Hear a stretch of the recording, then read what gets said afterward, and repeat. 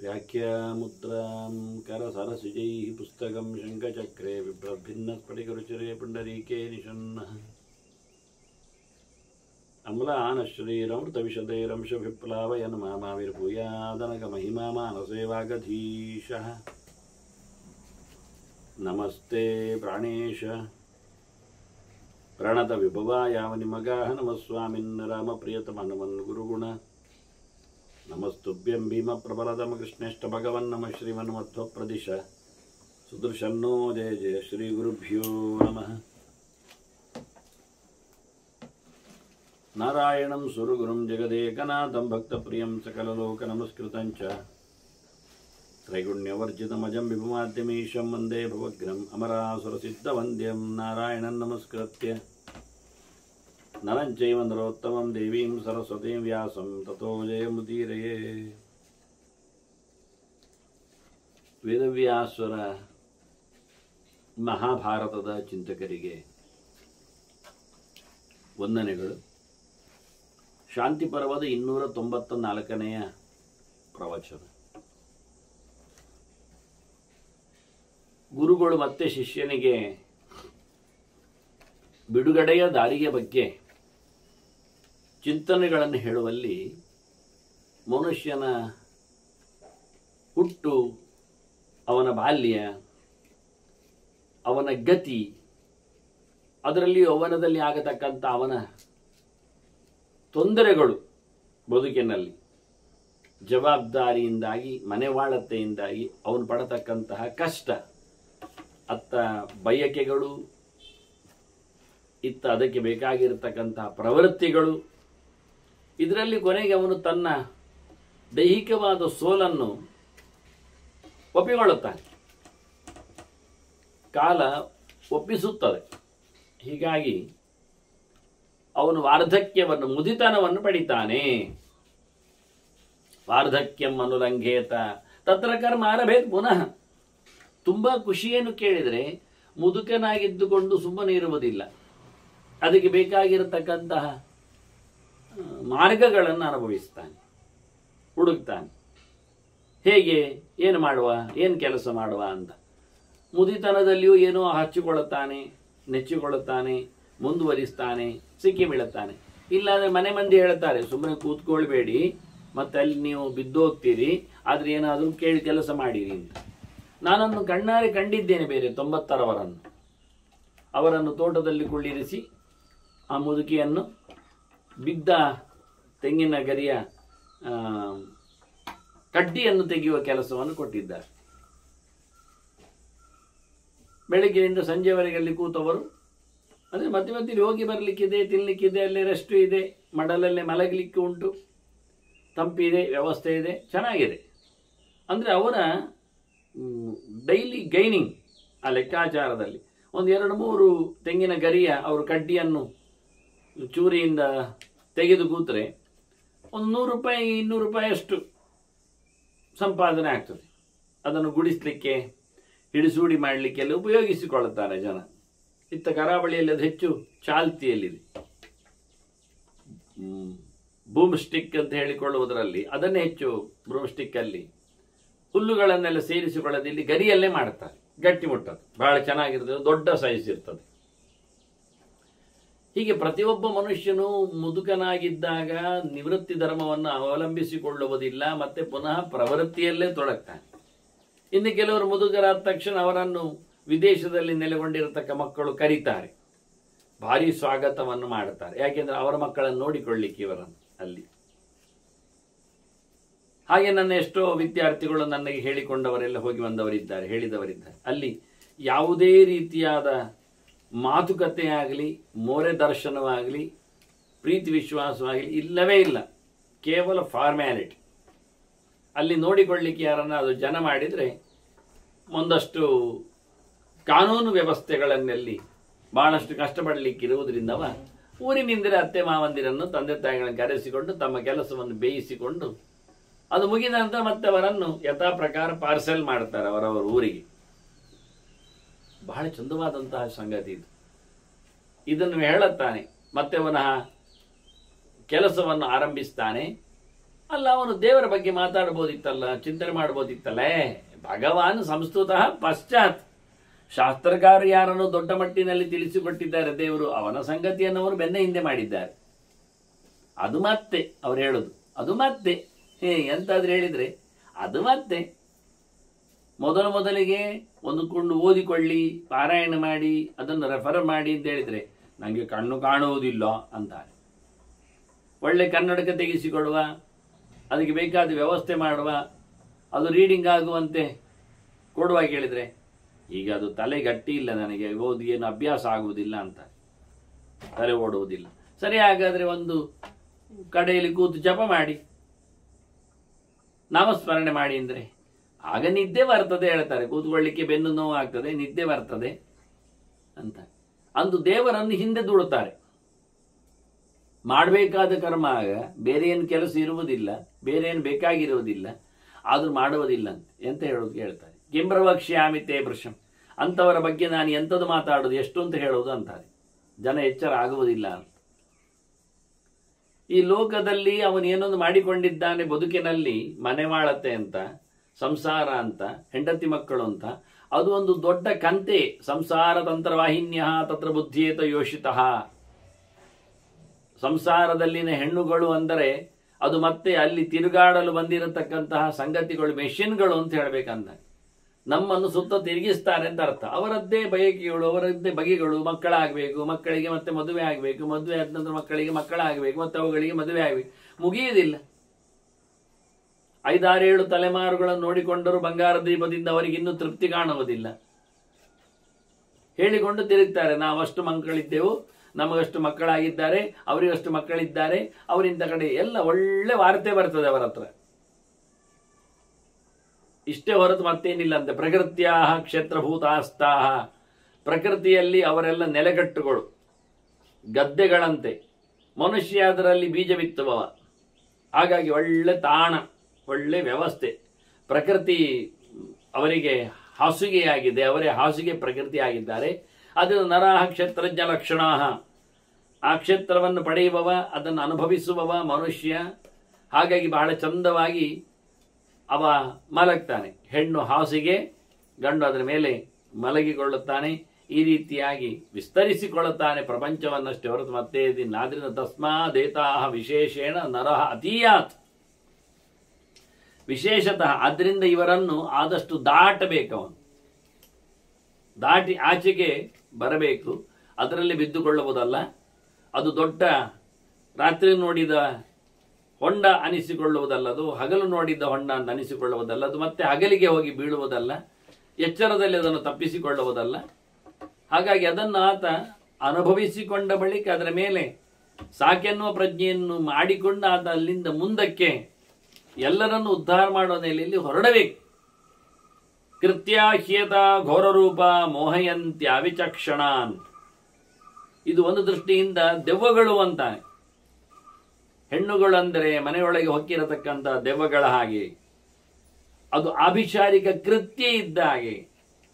ಒಂದ್ಸರ್ತಿ ಮನುಷ್ಯನಿಗೆ ಭಗವಂತನ ಎಚ್ಚರವನ್ನು ತಪ್ಪಿಸಿ ಈ ಲೋಕ ವಾರ್ತೆಯಲ್ಲಿ ಆತನನ್ನು ಎಳೆಯಿತು ಅಂದರೆ ಅವನಿಗೆ ದೊಡ್ಡ ಮಟ್ಟಿನಲ್ಲಿ ಮಾಟ ಕೃತ್ರಿಮ ಆಯಿತು ಅಂತಲೇ ಅರ್ಥ.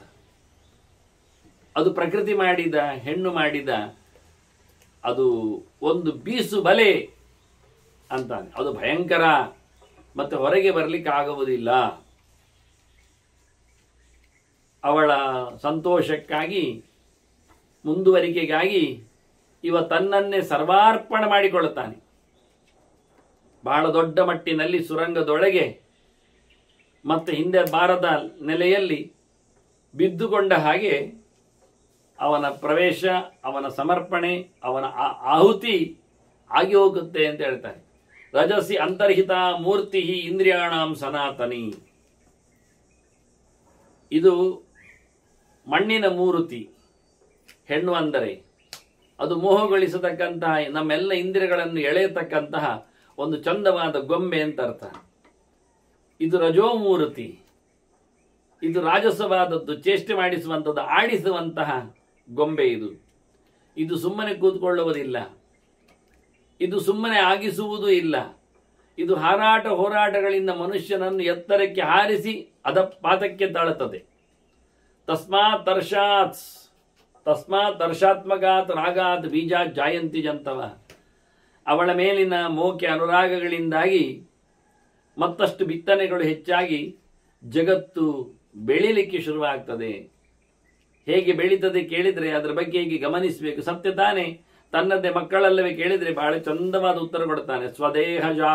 ಸ್ವದೇಹಜಾನ್ ಅಸ್ವಸಂಜ್ಞಾನ್ ಯದ್ವದ್ ಅಂಗಾನ್ ಕ್ರಿಮೀನ್ ತ್ಯಜೇತ್ ಸ್ವಸಂಜ್ಞಾನ್ ಅಸ್ವಕಾನ್ ತದ್ವತ್ ಸುತಸಂಜ್ಞಾನ್ ಕ್ರಿಮೀನ್ ತ್ಯಜೇತ್. ಮನುಷ್ಯನ ದೇಹದಲ್ಲಿ ಮಣ್ಣಿನ ಗಲೀಜಿಯ ಕಸದ ನೆಲೆಯಲ್ಲಿ ಆತನಿಗೆ ಮೈಯಲ್ಲಿ ಹೇನು, ಗಜ್ಜಿ ಇತ್ಯಾದಿ ಹುಳಗಳು ಅಥವಾ ಚರ್ಮದಲ್ಲಿ ಆದ ಬದಲಾವಣೆಗಳೆಲ್ಲ ಆಗಿ ಹೋಗ್ತವೆ. ಇದೆಲ್ಲ ಅವನ ದೇಹದಲ್ಲೇ ಹುಟ್ಟಿತ್ತು. ಅವನ ದೇಹದಲ್ಲೇ ಇರತಕ್ಕಂಥ ವಸ್ತುಗಳನ್ನು, ಉಗುರುಗಳನ್ನಾಗಲಿ, ಕೂದಲುಗಳನ್ನಾಗಲಿ, ಹೇನುಗಳನ್ನಾಗಲಿ, ಹೆಸೆಗಳನ್ನಾಗಲಿ ಅದನ್ನು ಹೊರಗೆ ಹಾಕ್ತಾನೆ. ಅದು ನನ್ನ ದೇಹದಲ್ಲಿ ಹುಟ್ಟಿದ್ದು, ಅದನ್ನು ಇರಬೇಕು, ಇಡಿಸಿಕೊಳ್ಬೇಕು ಅಂತ ಯಾರು ಹಾಗೆ ಹೇಳುವುದಿಲ್ಲ.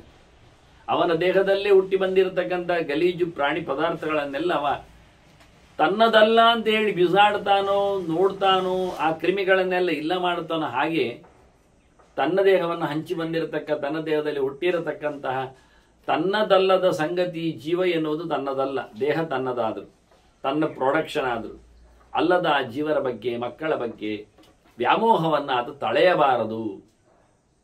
ಹೇಗೆ ದೇಹದಲ್ಲಿ ಹೇನು ಹುಟ್ಟಿದಾಗ ಅದನ್ನು ಹೊರಗೆ ಎಸಿತೇವೆಯೋ, ಹೇಗೆ ದೇಹದಲ್ಲಿ ಉಗುರು ಬೆಳೆದಾಗ ಅದನ್ನು ಕತ್ತರಿಸಿಕೊಳ್ಳುತ್ತೇವೆಯೋ, ಹೇಗೆ ಕೂದಲುಗಳು ಬಂದಾಗ ಅದನ್ನು ಹೊರಗೆ ಹಾಕ್ತೇವೆಯೋ, ಅದರಂತೆ ಹುಟ್ಟಿ ಬಂದಿರತಕ್ಕ ಮಕ್ಕಳನ್ನು ಅದೇ ರೀತಿಯಾಗಿ ಅವುಗಳು ಕೇಳದೇ ಇದ್ದಾಗ, ಉಪಯೋಗಕ್ಕೆ ಬಾರದೇ ಇದ್ದಾಗ, ಉನ್ಮಾರ್ಗಗಳಲ್ಲಿ ನೆಲೆಗೊಂಡಾಗ, ಹೇಸಿಗೆ ಅನ್ನಿಸಿಕೊಂಡಾಗ ಅವಳನ್ನು ತ್ಯಾಗ ಮಾಡುವುದರಲ್ಲಿಯೂ ಅಷ್ಟೇ ಅವನು ಸಿದ್ಧನಿರಬೇಕು ಅಂತ ಉಲ್ಲೇಖ ಮಾಡ್ತಾರೆ. ಕ್ರಿಮಿಗಳಂತೆ ಅಂತ, ಶುದ್ಧವಾದಂತಹ ಹೇಸಿಗೆ ಪದಾರ್ಥಗಳಂತೆ ಅಂತ. ಶುಕ್ರತಃ ರಸತಶ್ಚೈವ ದೇಹ ಜಾಯಂತಿ ಜಂತವ. ಲೋಕದ ಬೆಳವಣಿಗೆ ಹೀಗಿರ್ತದೆ. ಹೆಣ್ಣು ಗಂಡುಗಳ ಸಂಪರ್ಕದಲ್ಲಿ ಶುಕ್ರ ಶೋಣಿತಗಳ ರೇತಸ್ಸುಗಳ ನಿರ್ಮಾಣಗಳಲ್ಲಿ ಅವುಗಳ ದೇಹದ ಉತ್ಪತ್ತಿ ಆಗುವುದು, ಅಲ್ಲಿ ಜೀವನ ಅಭಿವ್ಯಕ್ತಿ ಆಗುವ ವ್ಯವಸ್ಥೆ. ಸ್ವಭಾವಾತ್ ಕರ್ಮಯೋಗ ಅಥವಾ ತಾನು ಉಪೇಕ್ಷೇತ ಬುದ್ಧಿಮಾನ್. ಹೇಗೆ ತಿಂದವನು ಒಳಗೆ ಆಗಿರತಕ್ಕಂಥ ಮಲವನ್ನು ತನ್ನಷ್ಟಕ್ಕೆ ಹೊಡೆದು ಹಾಕ್ತಾನೆ, ಹೊರಗೆ ಹೋಗ್ತಾನೆ. ಮಲ ಹೋದಾಗ ಅವನಿಗೆ ಒಂದು ರಿಲೀಫ್, ಮೂತ್ರ ಮಾಡಿದಾಗ ಅವನಿಗೆ ಒಂದು ಖುಷಿ. ಅದರಂತೆ ಇದರಿಂದ ಹೊರಗೆ ಹಾರಿಕೊಂಡಂಥ ಕಥೆಯಲ್ಲಿ ಅವನದನ್ನು ಬಿಟ್ಟಿದ್ದರೆ ಬಹಳ ಚೆನ್ನ ಅಂತಾರೆ. ಇಲ್ಲಿ ಯಾರು ತಾನೇ ಮಲವನ್ನು ಸ್ಟಾಕ್ ಮಾಡಿ, ನಾನು ನಿನ್ನೆ ತಿಂದದ್ದು ಮಾರೆ, ತುಂಬ ಖರ್ಚಾಗಿದೆ, ದುಡ್ಡು ಕೊಟ್ಟಿದ್ದೇನೆ ಹೇಳಿದನ್ನು ಪೆಟ್ಟಿಗೆಯಲ್ಲಿ ಒಟ್ಟು ಮಾಡ್ತಾನ, ದಿನ ಇಟ್ಟುಕೊಳ್ತಾನದನ್ನು. ನಾನು ರಸಾಯನ ಕುಡಿದದ್ದು ರೀ, ಒಳ್ಳೇದಿತ್ತದು, ಆದ್ರಿಂದ ಮೂತ್ರ ಬೇಕು ಅಂತ ಯಾರು ಹೇಳ್ತಾರ? ಏನಿಲ್ಲ. ಹಾಗಾಗಿ ಇವನು ಯಾವುದೋ ಒಂದು ಇವನ ಸ್ವಭಾವದಿಂದ ಅಥವಾ ಇವನು ಹಿಂದೆ ಮಾಡಿರತಕ್ಕಂಥ ಕರ್ಮದ ಸಂಪರ್ಕದಿಂದ ಯಾರೋ ಏನೋ ಎಂದೋ ಹೇಗೋ ಮಕ್ಕಳಾಗಿ ಸಂತಾನದಲ್ಲಿ ಮನೆ ಮಂದಿಯಾಗಿ ಬಂದಿರ್ತಾರೆ, ಬೆಳಗ್ತಾರೆ, ಬೆಳಿತಾರೆ, ಇರ್ತಾರೆ. ಅಂದ ತಕ್ಷಣ ಅವರನ್ನು ತಲೆ ಮೇಲೆ ಹೊತ್ತುಕೊಳ್ಳುವುದಲ್ಲ ಉಪೇಕ್ಷೆ. ಮತ್ತು ಅವರೇನೇನು ಹೊಡಿಬೇಕು ಬಡಿಬೇಕು ಅಂತ ಅದಲ್ಲಪ್ಪ. ಅವರ ಮೇಲೆ ದ್ವೇಷ ಮಾಡಲಿಕ್ಕೆ ಹೇಳಲಿಲ್ಲ. ಅವರನ್ನು ಅತಿಯಾಗಿ ಪ್ರೀತಿಸಬೇಡ, ಅವರ ಬಗ್ಗೆ ಅಯ್ಯೋ ಪಾಪ ಅನಿಸಿಕೊಂಡು ನೀನು ಅತಿರೇಕವಾಗಿ ಕರಗಿ ನಿನ್ನನ್ನೇ ಕಳೆದುಕೊಳ್ಳಬೇಡ. ಮತ್ತೆ ಅವರ ಬಗ್ಗೆ ಉಪೇಕ್ಷೆ ಇದ್ದಾರೆ ಅಷ್ಟೇ, ನಡೀತಾರೆ ಅಷ್ಟೇ, ಮುಂದುವರಿತದೆ ಅಷ್ಟೇ. ಅದರಾಚೆಗೆ ತಲೆ ಮೇಲೆ ಹೊತ್ತುಕೊಂಡ್ರೆ ನಿನಗೊಂದಲ್ಲ ಒಂದು ದಿನ ಅವರು ಹೊತ್ತುಕೊಂಡ ಜಾಗದಲ್ಲಿಯೇ ಎರಡಕ್ಕೆ ಮಾಡ್ತಾರೆ. ತಿನ್ನಿಸಿದ ತಾಯಿಗೇನೆ ನಾಳೆ ಅವರು ದರ್ಪದಿಂದ ಎದುರುತ್ತರ ಕೊಟ್ಟು ತಿರಸ್ಕಾರ ಭಾವವನ್ನು ಮಾಡ್ತಾರೆ. ಬುದ್ಧಿಗೋಸ್ಕರ ಹೊಡೆದಿದ್ರೆ ಅವರು ನಾಳೆ ಅದನ್ನು ನೆನಪಿಸಿಕೊಂಡು ಅವರಿಗೆ ಸಮಾಧಿ ಮಾಡುವವರೆಗೆ ಹೊರಡ್ತಾರೆ. ಇಂಥದ್ದೆಷ್ಟೋ ಘಟನೆಗಳು ನಡೆದಿವೆ, ನಡೀತಾ ಇರುತ್ತವೆ. ಅದನ್ನ ಮನುಷ್ಯ ಆ ರೀತಿಯಲ್ಲಿ ರಜಃ ತಮಸಿ ಪರ್ಯಸ್ತಂ ಸತ್ವಂಜ ರಜಸಿ ಸ್ಥಿತಂ. ರಜಸ್ಸು ಅದು ತಮಸ್ಸಿನ ಒಳಗೆ ಸೇರಿಕೊಳ್ತದೆ, ಸೇರಿಕೊಂಡಿದೆ. ರಜಸ್ಸಿನ ಒಳಗೆ ಸತ್ವವು ಸೇರಿಕೊಳ್ತದೆ, ಸೇರಿಕೊಂಡಿದೆ. ಇದು ಸಹಜವಾದ ಗುಣವಂತಿಕೆಯ ಲಕ್ಷಣ. ಹೊರಗಿನಿಂದ ತಮಸ್ಸೆ ಹೆಚ್ಚು ಪ್ರಧಾನವಾಗಿ ಮೆರೆಯುವಂಥದ್ದು. ಅದರೊಳಗೆ ರಜಸ್ಸು ಇರ್ತದೆ, ಸತ್ವವೂ ಇರ್ತದೆ. ಹಾಗಾಗಿ ಮನುಷ್ಯ ರಾಜಸ ಭೂಮಿಕೆಯ ಸಾತ್ವಿಕ ನೆಲೆಗಟ್ಟಿನ ತಮಸ್ಸಿನ ಪ್ರಧಾನದಲ್ಲಿ ಅವನು ತನ್ನನ್ನು ರೂಪಿಸಿಕೊಳ್ಳುತ್ತಾ ಇದ್ದ. ಹೀಗೆ ಜ್ಞಾನದಲ್ಲಿಯೂ ಅಜ್ಞಾನ ಮಡುಗಟ್ಟಿರ್ತದೆ. ತಿಳುವಳಿಕೆ ತುಂಬಿಕೊಂಡಿದೆ ಅಂತ ಹೇಳಿಕೊಳ್ಳುವಲ್ಲೇ ಎಷ್ಟೋ ತಿಳುವಳಿಕೆ ಇದ್ದಿರುವುದಿಲ್ಲ. ಜ್ಞಾನಾಧಿಷ್ಠಿತಂ ಅಜ್ಞಾನಂ ಬುದ್ಧ್ಯಂಕಾರ ಲಕ್ಷಣ. ಹಾಗಾಗಿ ಈ ಜ್ಞಾನ ಏನಿದೆ ಮನುಷ್ಯನದ್ದು, ಬುದ್ಧಿ ಅಹಂಕಾರ ಲಕ್ಷಣ, ನಾನು ನನ್ನದು ಅನ್ನತಕ್ಕಂಥ ಚಿಂತನೆಯಲ್ಲಿ ನೆಲೆಗೊಂಡದ್ದನ್ನು ಅದು ಸಂಸಾರಕ್ಕೆ ದೊಡ್ಡ ಕಾರಣವಾಗಿ ಬಂದದ್ದು. ತದ್ಬೀಜಂ ದೇಹಿನಾಂ ಆಹು ತದ್ಬೀಜಂ ಜೀವ ಸಂವೇದಂ. ಅದನ್ನೇ ನಾವು ಅದಕ್ಕೆ ಕಾರಣನಾದವನನ್ನೇ, ದೇಹದೊಳಗೆ ನೆಲೆಗೊಂಡವನನ್ನೇ, ಸೃಷ್ಟಿಯಲ್ಲಿ ಬಂದವನನ್ನೇ, ಕರ್ಮವಶಾದಿಯಲ್ಲಿ ನೆಲೆಗೊಂಡವನನ್ನೇ ನಾವು ಅದನ್ನು ಜೀವ ಅಂತ ಕರಿತೇವೆ. ಅದೇ ದೇಹವನ್ನು ಹೊತ್ತುಕೊಳ್ಳಿಕ್ಕೆ ಇರತಕ್ಕಂತಹ ಕಾರಣವಾದಂತಹ ಸೊತ್ತು ಆಗಿಬಿಟ್ಟಿದೆ. ಕರ್ಮಣ ಕಾಲಯುಕ್ತೇನ ಸಂಸಾರ ಪರಿವರ್ತನ. ಸಂಸಾರ ಮತ್ತೆ ಮತ್ತೆ ಬರಲಿಕ್ಕೆ, ಹೀಗೇ ತಿರುಗಲಿಕ್ಕೆ ಕಾರಣ ಅವನು ಮಾಡಿರತಕ್ಕಂತಹ ಕರ್ಮದ ಪರಂಪರೆ. ಅದಕ್ಕೆ ಈ ಕಾಲದಲ್ಲಿ ಪಕ್ವಾಗಲಿಕ್ಕೆ ಕಾರಣ ಕಾಲವೂ ಆಗಿಬಿಟ್ಟಿದೆ. ಹಾಗಾಗಿ ಕಾಲ ಮತ್ತು ಕರ್ಮ ಇದು ಎರಡು ಸೇರಿಕೊಂಡಾಗ ಅವನ ಸಂಸಾರ ಎನ್ನುವುದು ತಿರುಗ್ತಾ ಇರ್ತದೆ. ರಮತ್ಯೆ ಮೆತಾ ಸ್ವಪ್ನೆ ಮನಸಾ ದೇಹವಾನಿವ ಕರ್ಮಗರ್ಭೈ ಗುಣೈದೇಹಿ ಗರ್ಭೆ ತದುಪಬದ್ಧತೆ. ಮನುಷ್ಯ ಸ್ವಪ್ನದಲ್ಲಿ ಸಂತೋಷ ಪಡ್ತಾನೆ, ತನ್ನ ದೇಹವನ್ನು ತಾನು ಹೊತ್ಕೊಂಡು ತಿರುಗ್ತಾನೆ. ಸ್ವಪ್ನದಲ್ಲಿದ್ದಾನೆ, ಮಲಗಿರ್ತಾನೆ, ಆದರೆ ಜೀವ ಮಾತ್ರ ಹೊರಗೆ ಹೋಗ್ತಾನೆ. ಯಾವುದೋ ಒಂದು ದೇಹದ ಜೊತೆಯಲ್ಲಿ ಹೋಗ್ತಾ ಇದ್ದಾನೆ, ಬರ್ತಾ ಇದ್ದಾನೆ, ನೋಡ್ತಾ ಇದ್ದಾನೆ, ಅವನು ತಿಳ್ಕೊಳ್ತಾ ಇದ್ದಾನೆ ನಾನು ಹೋಗ್ತಾ ಇದ್ದೇನೆ ಅಂತ. ಎಲ್ಲಿಯೋ ಒಮ್ಮೆ ಯಾವುದೋ ಕಡೆಯಲ್ಲಿ ಅವನಿಗೆ ಎಚ್ಚರ ಆಗ್ತದೆ. ಹಾಗೆ ಮಲಗಿದ ದೇಹ ಎಚ್ಚರಗೊಳ್ತದೆ, ಒಮ್ಮೆಲೆ ಗಾಬರಿ ಪಡ್ತದೆ, ಎಲ್ಲಿ ಬಂದೆ ಎಲ್ಲಿ ಬಂದೆ, ಎಲ್ಲಿ ಇಲ್ಲ, ಅಲ್ಲೇ ಇದ್ದಾನವ. ಹಾಗೆ ಗರ್ಭದೊಳಗೂ ಸತ್ತ ಬಳಿಕ ಹೋಗುವ ಬಗೆಯಲ್ಲಿ ಹೀಗೆ ಇರ್ತದೆ. ಅವನ ಪ್ರವೇಶದ ಕಥೆ ಹೀಗೆ ಇರ್ತದೆ. ಅನೇಕ ಕರ್ಮತಂತ್ರಗಳ ಜೊತೆಯಲ್ಲಿ ಅವನು ಮತ್ತೆ ಗರ್ಭ ಪ್ರವೇಶ ಮಾಡ್ತಾನೆ. ಅದರೊಳಗೂ ಯೋಚನೆ ಮಾಡ್ತಾನೆ ಏನೆಲ್ಲ ಕರ್ಮ ಮಾಡಿದ್ದಾನೆ ಅಂತ. ಕರ್ಮಣ ಬೀಜಭೂತೇನ ಚೋದ್ಯತೆ ಯದ್ಯದ್ ಇಂದ್ರಿಯಂ. ಅಲ್ಲಿ ಕುಳಿತುಕೊಂಡಾದ ಒಳಗೆ ಬಂದವನೇ ಮನಸ್ಸಿನಲ್ಲಿ ಯೋಚನೆಗಳನ್ನು ಯಾವ ಪ್ರಕಾರದಲ್ಲಿ ದೇಹ ನನಗೆ ಬಂದಿದೆ, ಯಾಕೆ ಬರ್ತಾ ಇದೆ, ನಾನೇನು ನೋಡ್ಲಿಕ್ಕುಂಟು, ನಾನೇನು ಕೇಳಲಿಕ್ಕುಂಟು, ನಾನೇನು ಮುಟ್ಲಿಕ್ಕುಂಟು, ನಾನೇನು ಹೇಳಲಿಕ್ಕುಂಟು ಅನ್ನೋ ಯೋಚನೆಯಲ್ಲಿ ಅವನಿಗೆ ಒಂದೊಂದೇ ಅವಯವಗಳು ಮೂಡಿಕೊಳ್ಳುತ್ತವೆ ಗರ್ಭದೊಳಗೆ. ಅದನ್ನು ಪಡಿತಾನವನು. ಜಾಯತೆ ತದಹಂಕಾರಾತ್ ರಾಗಯುಕ್ತೇನ ಚೇತಸ. ನನಗೆ ಅದು ಬೇಕು, ನನಗೆ ಕೇಳಬೇಕು ಅನ್ನುವ ಬಹಳಷ್ಟು ದೊಡ್ಡ ಮಟ್ಟಿನ ಆಸೆಯಲ್ಲಿ ಆತ ಗಾಬರಿಗೊಂಡಾಗ ಅವನಿಗೆ ಕಿವಿ ಮೂಡುತ್ತದೆ. ನನಗೆ ಹೇಳಬೇಕು ಅಂದುಕೊಂಡಾಗ, ಅದಕ್ಕೆ ಪ್ರಯತ್ನಿಸಿಕೊಂಡಾಗ ಅವನಿಗೆ ಬಾಯಿ ಬರ್ತದೆ. ನನ್ನ ಕಾಣಬೇಕು ಅಂತ ತವಕಿಸಿಕೊಂಡಾಗ ಅಲ್ಲಿ ಗರ್ಭದಲ್ಲಿ ಅವನಿಗೆ ಇಂದ್ರಿಯ ಕಣ್ಣು ಮೂಡುತ್ತದೆ. ಇದೆಲ್ಲ ಆಯಾ ಕಾಲಘಟ್ಟದಲ್ಲಿ ಆಗುವಂತಹ ಚೋದನೆಗಳು ಅವನಿಗೆ. ಅದಕ್ಕೆ ಅನುಗುಣವಾಗಿ ಸೃಷ್ಟಿಯಾಗುತ್ತೆ, ಅಲ್ಲಿ ವ್ಯವಸ್ಥೆ ಹಾಗೆ ಉಂಟು. ಹಾಗೆ ಒಂದೊಂದು ಇಂದ್ರಿಯಗಳ ಜೊತೆಯಲ್ಲಿ ಪಂಚಪ್ರಾಣರು, ಪ್ರಾಣಾಪಾನ ವ್ಯಾನೋದಾನ ಸಮಾನರು, ಇವರು ಒಳಗಿಂದ ಕೆಲಸವನ್ನು ಆರಂಭ ಮಾಡಿರ್ತಾರೆ.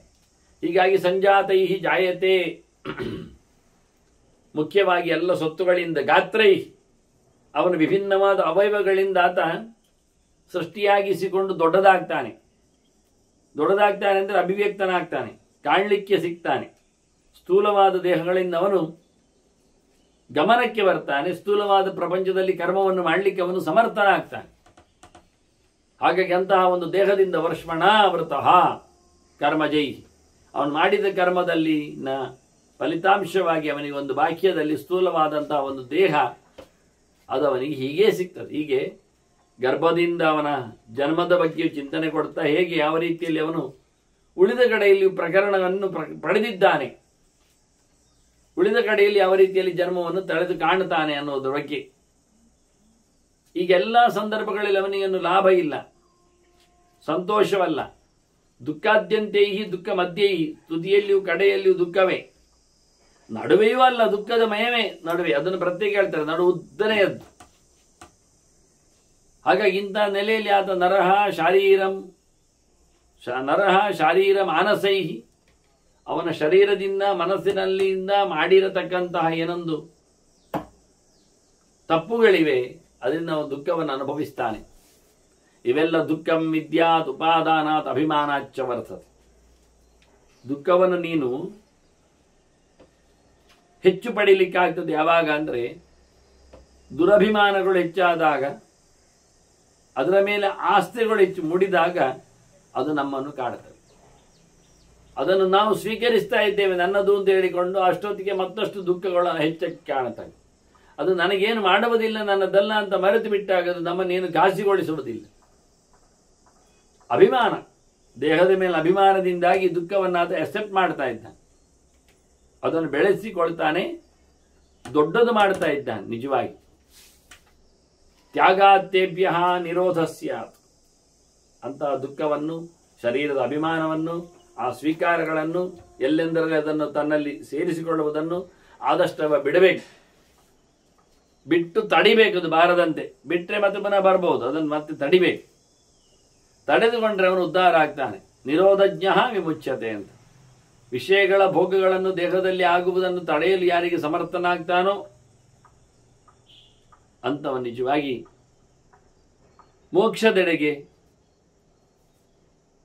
ಇಲ್ಲಿನ ಆತ್ಯಂತಿಕವಾದ ಕರ್ಮತಂತ್ರದಿಂದ ಬಿಡುಗಡೆಗೆ, ಶುದ್ಧವಾದ ದೇಹದಲ್ಲಿ ಇರುವ ಸ್ಥಿತಿಯನ್ನು ಪಡೆಯುವವರೆಗೆ ಅವನು ಕಾರಣನಾಗ್ತಾನೆ, ಅನುಕೂಲಕ್ಕೆ ಬರ್ತಾನೆ. ಇಂದ್ರಿಯಾಣ ಮುಖ್ಯವಾಗಿ ದೇಹದಲ್ಲಿ ಇರತಕ್ಕಂಥ ಗಮ್ಮತ್ತು ಕೇಳಿದರೆ, ಈ ಎಲ್ಲ ಇಂದ್ರಿಯಗಳು ರಜಸ್ಯೇವ ಪ್ರಭವ ಪ್ರಳಯ ಉಭೌ. ಇಂದ್ರಿಯಗಳ ಏನೊಂದು ಹುಟ್ಟು ಸಾವುಗಳಿವೆ, ಇವೆಲ್ಲವೂ ನಿಲ್ಲುವುದೆಲ್ಲಿ ಕೇಳಿದರೆ ರಜೋಗುಣದಲ್ಲಿ. ಅದನ್ನೆಲ್ಲ ದುಡಿಸಿಕೊಳ್ಳುವಂಥದ್ದು. ಆದ್ರಿಂದ ರಜೋಗುಣ ಎನ್ನುವುದು ಶುದ್ಧವಾದದ್ದು ಅಂತಲ್ಲ, ಅಶುದ್ಧವೂ ಅಲ್ಲ. ಇದ್ದದರಲ್ಲಿ ಹೆಚ್ಚು ಮಿಶ್ರಗೊಂಡಿರತಕ್ಕಂಥ ಭಾವಪ್ರಧಾನವಾದಂತಹ ವಸ್ತು ಆಗಿದೆ. ಹೀಗಾಗಿ ದೇಹದ ಧರ್ಮಗಳು ಅದಕ್ಕೆ ಸೇರಿಸಿಕೊಳ್ತಾವೆ, ಸೇರಲ್ಪಡ್ತವೆ. ಅದಕ್ಕೋಸ್ಕರ ಚೆನ್ನಾಗಿ ಗಮನಿಸಿ ಅಲ್ಲಿಂದ ಹೊರಗೆ ಬರಬೇಕು. ಪರೀಕ್ಷೆಯ ಸಂಚರೇತ್ ವಿದ್ವಾನ್ ಯಥಾವತ್ ಶಾಸ್ತ್ರಚಕ್ಷುಷ. ತಾನು ತನ್ನಷ್ಟಕ್ಕೆ ಯಾವುದೇ ರೀತಿಯಾದಂತಹ ಚೌಕಟ್ಟಿನಿಲ್ಲ ಅಥವಾ ಹೊರಗೆ ಬರಲಿಕ್ಕೆ ಬರುವುದಿಲ್ಲ. ಶಾಸ್ತ್ರಗಳ ಚಿಂತನೆ ಮಾಡಬೇಕು. ಹೊರಗೋಗುವ ದಾರಿ ಕಣ್ಣಿಗೆ ಕಾಣುವುದಿಲ್ಲ, ಶಾಸ್ತ್ರದ ಕಣ್ಣಿಗೆ ಕಂಡಿದೆ, ಅದನ್ನು ನಾವು ನಮ್ಮ ಕಣ್ಣೊಂದು ಮಾಡಿಕೊಳ್ಳಿಕ್ಕೆ. ಮುಖ್ಯವಾಗಿ ಇತಿಹಾಸ ಪುರಾಣಾಭ್ಯಾಮ ಇದನ್ನು ಸಮಬ ಪ್ರಮೇಯ ಅಂತೇಳಿ ವೇದವೇ ಪ್ರಧಾನವಾದಂತಹ ಚೌಕಟ್ಟಾದರೂ ಅದನ್ನು ಗಟ್ಟಿ ಮಾಡಲಿಕ್ಕೋಸ್ಕರ ಇತಿಹಾಸ ಪುರಾಣಗಳನ್ನು ಇಡಬೇಕು ಅಂತ. ಹಾಗೆ ಇತಿಹಾಸ ಪುರಾಣಗಳಿಂದಾಗಿ ಆತ ಗಟ್ಟಿಯಾದ ಮಾರ್ಗವನ್ನು ಪಡೀಲಿಕ್ಕೆ ಆಗ್ತಾನೆ, ಮುಂದುವರಿಸಲಿಕ್ಕೆ ಆಗ್ತಾನೆ. ಇಲ್ಲದೇ ಇದ್ದಲ್ಲಿ ಆತ ಶಾಸ್ತ್ರದ ಕಣ್ಣು ಇಲ್ಲದೇ ಇದ್ದರೆ, ಶಾಸ್ತ್ರ ಓದಿಕೊಳ್ಳದೇ ಇದ್ದರೆ, ಈಗಕ್ಕೆ ಶಾಸ್ತ್ರ ಮುಂದ್ರೆ 7 ಉಂಟು.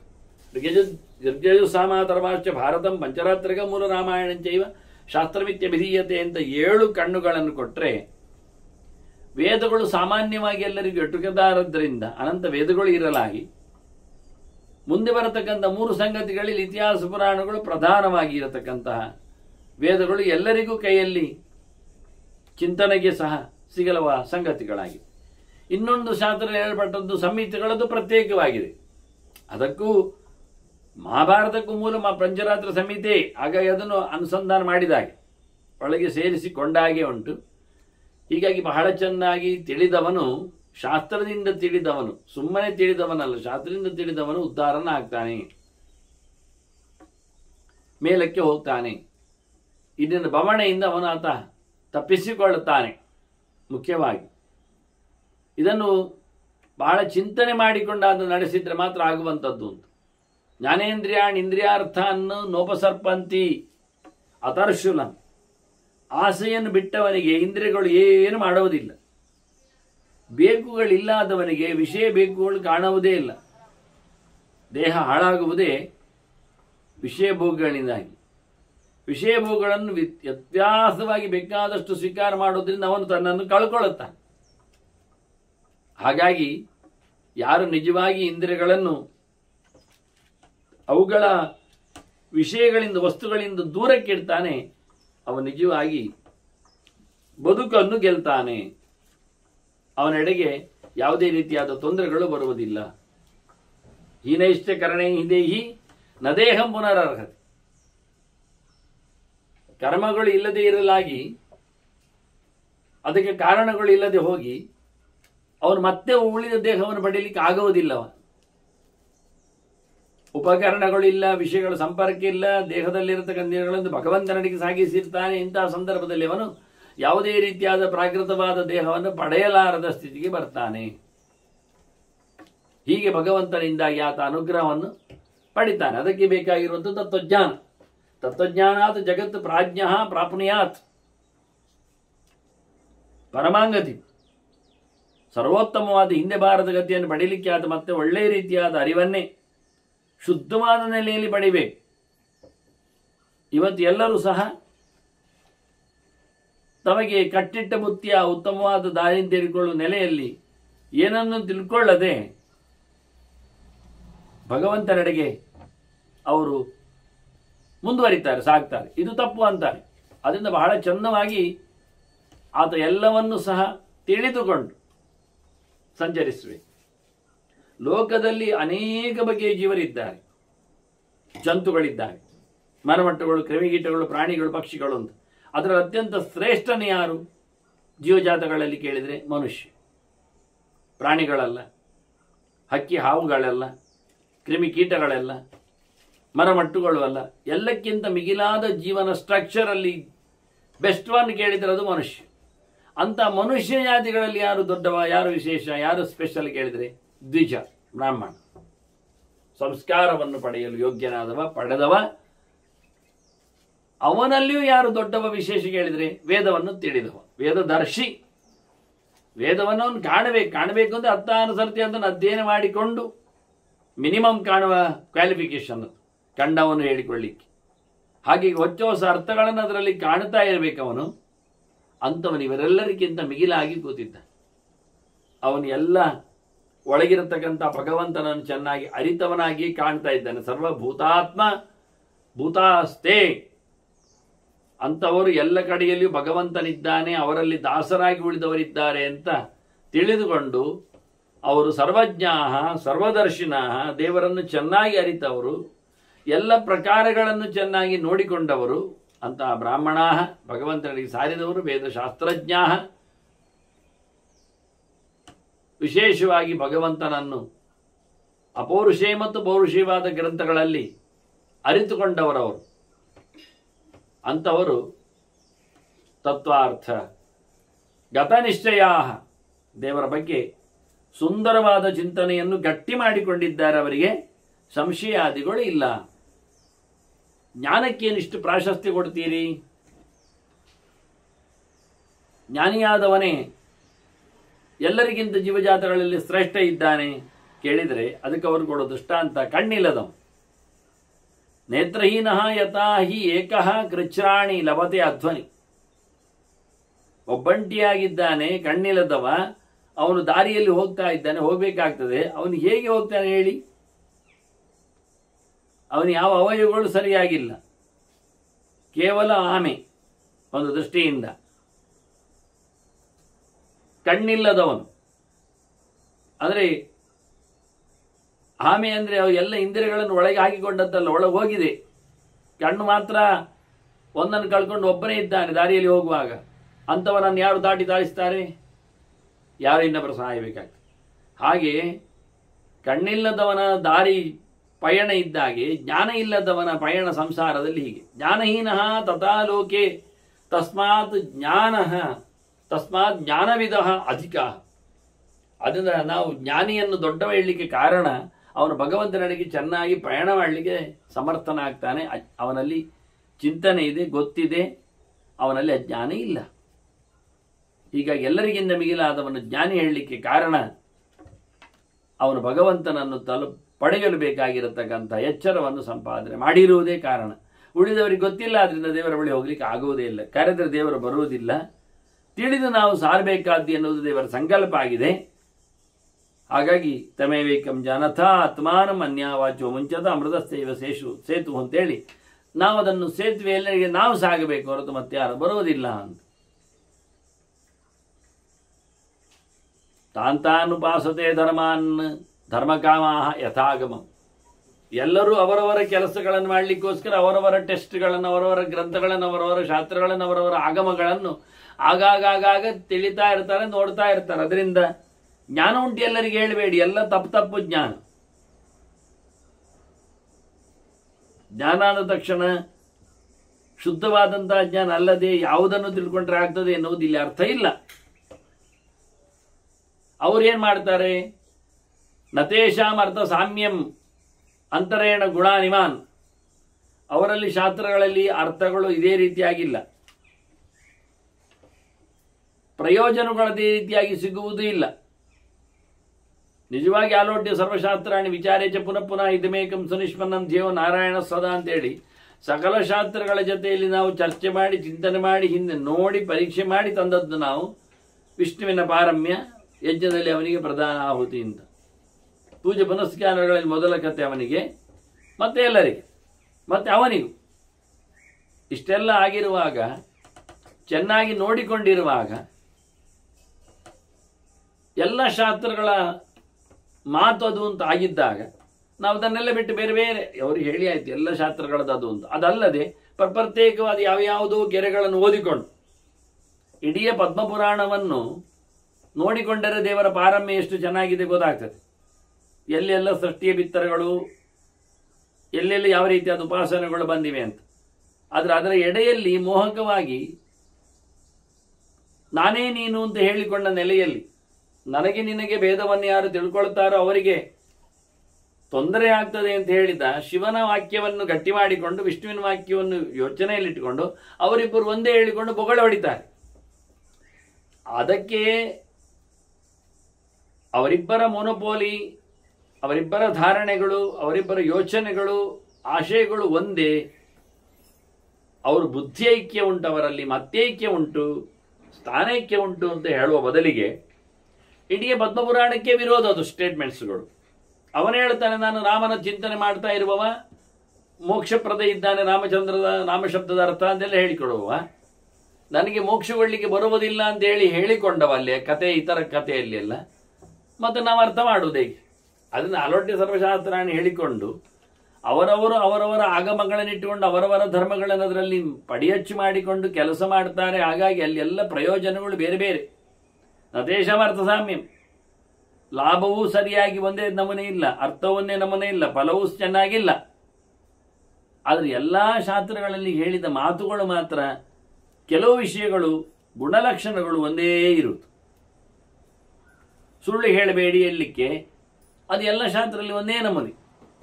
ಅದರಲ್ಲಿ ಯಾವುದೋ ಒಂದು ಶಾಸ್ತ್ರದಲ್ಲಿ ಸುಳ್ಳು ಹೇಳಬಹುದು ಅಂತ ಹೇಳಿದ್ದಾರೆ ಅಂತ ಮಾಡಲಿಕ್ಕೆ ಬರುವುದಿಲ್ಲ, ಮಾಡಲಿಲ್ಲ.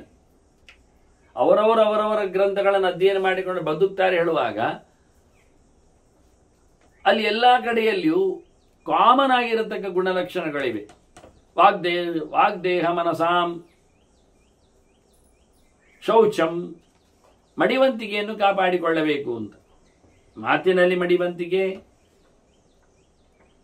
ಕೃತಿಯಲ್ಲಿ, ಅದರೊಟ್ಟಿಗೆ ದೇಹದಲ್ಲಿ, ಕಾಯೇನ ವಾಚಾ ಮನಸ ಅಂತ ಹೇಳಿಕೊಂಡು ಮೂರು ಕಡೆಯಲ್ಲಿಯೂ ಅವನು ಶುದ್ಧತೆಯನ್ನು ಕಾಪಾಡಿಕೊಳ್ಳಬೇಕು. ನಾನು ಮನಸ್ಸಿನಲ್ಲಿ ಮಡಿ ಇದ್ದೇನೆ ಹೇಳಿದ್ರೆ ಸಾಲದು, ಮೈಯಲ್ಲಿ ಮಡಿ ಆಗಬೇಕು. ಬಾಯಲ್ಲಿಯೂ ಸಹ ಇದನ್ನೆಲ್ಲ ಕೃಷ್ಣ ಗುರುತಿಸ್ತಾನೆ. ಹಾಗೆ ಇಲ್ಲಿ ಬಹಳ ಸ್ಪಷ್ಟವಾಗಿ ಅವರು ಉಲ್ಲೇಖ ಮಾಡ್ತಾರೆ, ಮನುಷ್ಯ ಸಾಮಾನ್ಯವಾದ ಸಂಗತಿಗಳನ್ನು ಎಲ್ಲದರಲ್ಲಿ ಒಂದೇ ರೀತಿಯಾಗಿರುವುದನ್ನು ಒಪ್ಪಿಕೊಂಡು ಬದುಕಬೇಕಾಗ್ತದೆ. ಅದೇ ಇಲ್ಲದಿದ್ದರೆ ಉಳಿದದ್ದು ಸ್ಪೆಷಲ್ ಏನು ಬರುವುದು? ಅದರೊಟ್ಟಿಗೆ ಕ್ಷಮಾ, ಸತ್ಯಂ, ಧೃತಿ, ಸ್ಮೃತಿ, ಅದು ಮೂರು ಸೇರಿದರೆ ಮತ್ತೆ 4. ಸೈರಣೆ, ಹಾಗೆ ಹೇಳಿದ ಹಾಗೆ ವಿಷಯದ ಮೇಲೆ ವ್ಯಾಮೋಹ ಇದ್ದರೆ ಅತಿಯಾದ ಸಿಟ್ಟು, ಲೋಭ ಇಲ್ಲೆಲ್ಲ ಬಾರದಂತೆ ಅಲ್ಲಿಂದ ಹೊರಟು ಹೋಗುವಾಗ, ಬಿಟ್ಟು ಹೋಗುವಾಗ ದೂರ ಇರುವಂತೆ ಮಾಡಲಿಕ್ಕೆ ಉಂಟು ಅಂತ. ಅದಕ್ಕಾಗಿ ಉಪೇಕ್ಷೆ ಅಂತ ಬಂದಿದೆ. ಹಾಗೆ ಇಲ್ಲಿ ಕ್ಷಮೆ, ತನ್ನ ವಿರೋಧವಾಗಿ ನಿಂತವರಿಗೆ ತಾನು ವಿರೋಧಿಸ್ತಾ ಕೂತ್ರೆ ಬಹು ಜನ್ಮಗಳೇ ಸಾಯುತ್ತಾವೆ, ಸಂದುತ್ತಾವೆ. ಹಾಗಾಗಿ ಕ್ಷಮೆ, ಮತ್ತೆ ಸತ್ಯ, ಮತ್ತೆ ಧೃತಿ, ಸ್ಮೃತಿ ಅಂತ ಹೀಗೆ 7 ಚಿಂತನೆಗಳು ಇಲ್ಲಿ ಮತ್ತೆ ಹೇಳಿಕೊಂಡಾಗಿ ಕಾಣ್ತದೆ. ವಾಗ್ದೇಹ ಮನಸಾಂ ಶೌಚಂ ಎನ್ನುವುದನ್ನು 3 ಮಾಡಲಿಕ್ಕೆ, ಮಾತಿನಲ್ಲಿ ಶೌಚ, ದೇಹದಲ್ಲಿ ಶೌಚ, ಮನದಲ್ಲಿ ಶೌಚ 3 ಆದ ನಂತರ ಕ್ಷಮೆ 4, ಆದ ಬಳಿಕ ಸತ್ಯಂ, ಧೃತಿ, ಸ್ಮೃತಿ ಅಂತ ಹೇಳಿಕೊಂಡು 7 ಸಂಗತಿಗಳು ಇದೆಲ್ಲ ಕಡೆ ಕಾಮನ್ ಆಗಿದೆ. ಯಾವ ಆಗಮಗಳನ್ನು ಒಪ್ಪಿಕೊಂಡು ಹೋದರೂ ಇದು ಸಾಮಾನ್ಯವಾದ ಮನುಷ್ಯನ ಬದುಕಿನ ನಿಯಮ. ಇದನ್ನು ಒಪ್ಪಿಕೊಳ್ಳಬೇಕು, ಅಪ್ಪಿಕೊಳ್ಳಬೇಕು, ಎತ್ತರಿಸಬೇಕು, ಬಿತ್ತರಿಸಬೇಕು.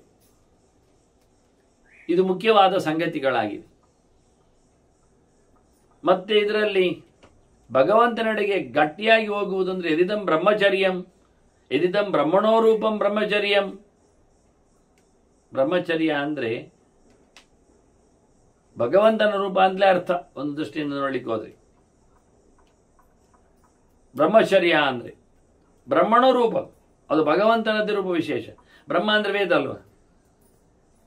ಚರ್ಯ ಅಂದ್ರೆ ಚರಿತುಂ ಯೋಗ್ಯಂ ಅಂತ, ಆಚರಿತಂ ಅಂತ ಅರ್ಥ, ಅಥವಾ ಚರಿತಂ ಅಂತ ತಿಳಿಯಲು ಅಂತ ಅರ್ಥ, ಚರಗತಿ. ಹಾಗಾಗಿ ವೇದದಿಂದ ತಿಳಿಯಲು ಯೋಗ್ಯನಾದವ, ವೇದದಲ್ಲಿ ಹೇಳಲ್ಪಟ್ಟಂತಹ ಬಹುಬಯ ಕರ್ಮಾನುಷ್ಠಾನದಿಂದ ಏಕಪ್ರಕಾರವಾಗಿ ತಿಳಿಯಲು ಬೇಕಾದವ. ಇದು ಉಳಿದವರು ಯಾರು ಅಲ್ಲ. ವೇದೈಶ್ಚ ಸರ್ವೈರ್ ಅಹಮೇ ವೇದ್ಯ ಹೇಳಿದ್ದು ದೇವರು ಮಾತ್ರ ತಾನೆ, ಉಳಿದವರಲ್ಲಲ್ವ. ಹಾಗಾಗಿ ಇಂತಹ ಒಂದು ಅದ್ಭುತವಾದಂತಹ ಭಗವಂತನೆಡೆಗೆ ಪ್ರತಿನಿತ್ಯ ಪಯಣ ಬೆಳೆಸುವಂಥದ್ದು, ಚಿಂತನೆಯಲ್ಲಿ ಬರುವಂಥದ್ದು, ಅದು ಎಲ್ಲಕ್ಕಿಂತ ಮಿಗಿಲಾಗಿದೆ, ಶ್ರೇಷ್ಠ ಅನಿಸಿದೆ. ಪರಂ ತತ್ ಸರ್ವಧರ್ಮೇಭ್ಯ, ಉಳಿದ ಎಲ್ಲ ಧರ್ಮಗಳಿಗಿಂತ ಮಿಗಿಲಾದದ್ದು. ಕೃಷ್ಣ ಹೇಗೆ ಸರ್ವಧರ್ಮಾನ ಪರಿತ್ಯಜ್ಯ ಅಂತ ಹೇಳಿದ, ಇತರರೆಲ್ಲರ ಆಚರಣೆಗಳನ್ನು ಬಿಟ್ಟು ನನ್ನೆಡೆಗೆ ಬಾ, ನನ್ನ ಸೇವೆಯನ್ನಷ್ಟೇ ಮಾಡ್ತಾ ಇರು ಹೇಳಿಕೊಂಡಾಗೆ, ಬ್ರಹ್ಮ ಅಂದ್ರೆ ಪೂರ್ಣವಾದ ಸೊತ್ತು, ಬೃಹವೃದ್ಧವು, ಅತಿವೃದ್ಧಿಯಾದ ಸಂಗತಿ ಮತ್ತೆ ಪ್ರಪಂಚದಲ್ಲಿ ಬೇರೆ ಯಾವುದೂ ಇಲ್ಲ ಭಗವಂತನ ಬಿಟ್ಟರೆ. ಏಕಮೇವ ದ್ವಿತೀಯಂ ಬ್ರಹ್ಮ. ಬ್ರಹ್ಮ ಅಂದ್ರೆ ಪೂರ್ಣ ಅಂತ ಅರ್ಥ. ಅದು ಒಂದೇ, ಎರಡಿಲ್ಲ. ಎರಡಿಲ್ಲ ಅಂದ್ರೆ ಅದಕ್ಕೆ ಸಮನಾದ, ಅದಕ್ಕೆ ಮೀರುವಂಥದ್ದು ಇಲ್ಲ ಯಾವುದು ಸಹ. ಎಲ್ಲವೂ ಅದು ಅಡಿಯಾಳುಗಳಾಗಿ ಇರುವಂಥದ್ದು. ಸ್ವತಂತ್ರ ಪರತಂತ್ರ ದ್ವಿದಂತತ್ವಮಿಷ್ಯತೆ ಅಂತ. ಹಾಗಾಗಿ ಇಂತಹ ಸರ್ವೋತ್ತಮನಾದ ಪರಮಾತ್ಮನನ್ನು, ಸರ್ವಧರ್ಮಗಳನ್ನು, ಶಾಕ್ತ ಆಗಲಿ, ಗಾಣಪತ ಆಗಲಿ, ಶೈವ ಆಗಲಿ, ಸ್ಕಾಂದ ಆಗಲಿ, ಸೌರ ಆಗಲಿ, ಇವು ಯಾವುದೇ ಪದಗಳನ್ನು ಅನುಸರಿಸಿಕೊಳ್ಳದೆ, ಅಲ್ಲಿಂದ ಟ್ರೆಡಿಷನ್ಸ್ಗಳಿಗೆ ಒಗ್ಗಿಕೊಳ್ಳದೆ ಅವ ನೇರ ಭಗವಂತನೆಡೆಗೆ ಬರಬೇಕು, ಅವನ ಧರ್ಮವನ್ನು ಮಾಡಬೇಕು. ಆಗ ಅವನ ಉದ್ಧಾರ ಎನ್ನುವುದು ನಿಜವಾಗಿ ಬ್ರಹ್ಮಚರ್ಯ ಅನಿಸ್ತದೆ. ಪರವಂತ ಸರ್ವಧರ್ಮೇಭ್ಯ ಏನೇ ಯಾಂತಿ ಪರಾಂಗತಿ. ಇದರಿಂದಾಗಿ ಉತ್ತಮೋತ್ತಮವಾದ ಗತಿಯನ್ನು ಆತ ಪಡಿತಾನೆ. ವೇದದಲ್ಲಿ ಹೇಳುವಂತೆ ವೇದೋಕ್ತನಾದ ಭಗವಂತನಲ್ಲಿ ನಡೆಸಬೇಕಾದಂಥ ಕಾರ್ಯತಂತ್ರಗಳನ್ನು ಚೆನ್ನಾಗಿ ತಿಳಿದು ನಡೆಸುವವನು ಎನ್ನುವ ಅರ್ಥದಲ್ಲಿ ಅಂತಹ ಪ್ರಕರಣಕ್ಕೆ, ಅಂತಹ ಸಾಧನೆಗೆ ಬ್ರಹ್ಮಚರ್ಯ ಅಂತ ಹೇಳ್ತಾರೆ. ಹೀಗೆ ಅತ್ಯಂತ ಪ್ರಶಸ್ತವಾದ ದೇವರೆಡೆಗೆ ಸಾಗಬೇಕಾದ ಕಥೆಗಳನ್ನೆಲ್ಲ ಇನ್ನು ಮುಂದಕ್ಕೆ ಗುರುಗಳು ಶಿಷ್ಯನಿಗೆ ಹೇಳುತ್ತಾರೆ ಹೇಗಿರುತ್ತದೆ ಅಂತ. ಅದನ್ನು ಮುಂದಿನ ಮತ್ತಿನ ಚಿಂತನೆಯಲ್ಲಿ ನಾವು ಅದನ್ನು ಸಂಗ್ರಹ ಮಾಡಲಿಕ್ಕಾಗ್ತದೆ. ವಾಸ್ತವವಾಗಿ ಈ ಜ್ಞಾನಕ್ಕೆ ಪ್ರಾಚುರ್ಯವನ್ನು ಕೊಡುವ ಮೂಲಕ ಬ್ರಹ್ಮಚರ್ಯವನ್ನು ಎತ್ತಿ ಹಿಡಿದವರು. ಅದನ್ನು ಕೇವಲ ಒಂದು ಕಾಲಘಟ್ಟದಲ್ಲಿ ಆಗತಕ್ಕಂಥ ಆಶ್ರಮ ವಿಶೇಷ ಅಂತ ಅರ್ಥ ಅಲ್ಲ. ದೇವರ ಅರಿವನ್ನು ಸಂಪಾದನೆ ಮಾಡಿಕೊಂಡು ದೇವರಡಿಗೆ ಸಾಗುವಂತಹ ಜ್ಞಾನವೇ ಅತ್ಯಂತ ಶ್ರೇಷ್ಠವಾದದ್ದಂತಹ ವಿಜ್ಞಾನವುಳ್ಳವನೇ ಅತ್ಯಂತ ಶ್ರೇಷ್ಠನು ಎನ್ನುವ ನೆಲೆಯಲ್ಲಿ ದೇವರ ಜಾಡು ಹಿಡಿಯಲು, ಹಿಂದೆ ಬಾರದ ತಾಣವನ್ನು ಪಡೆದು ನಿಲ್ಲಲು ಹೇಳಿರತಕ್ಕಂಥ ಮಾಧ್ಯಮಗಳಿವು. ಇನ್ಯಾವುದರಿಂದಲೂ ಇದು ಸಾಧ್ಯವಿಲ್ಲ ಅನ್ನೋ ನೆಲೆಯಂತೆ ಅದರ ಪ್ರಶಂಸೆಯನ್ನು, ಅದರ ಉತ್ತಮೋತ್ತಮತ್ವವನ್ನು ತಿಳಿಸಿಕೊಟ್ಟಿದ್ದಾರೆ. ಮುಂದೆ ಇದರ ಚಿಂತನೆಗಳನ್ನೇ ಆತ ಮುಂದುವರಿಸ್ತಾನೆ. ವಂದನೆಗಳೊಂದಿಗೆ ಮತ್ತೆ ಶ್ರೀಕೃಷ್ಣ ನಾರಾಯಣ ನಾರಾಯಣ ನಾರಾಯಣ.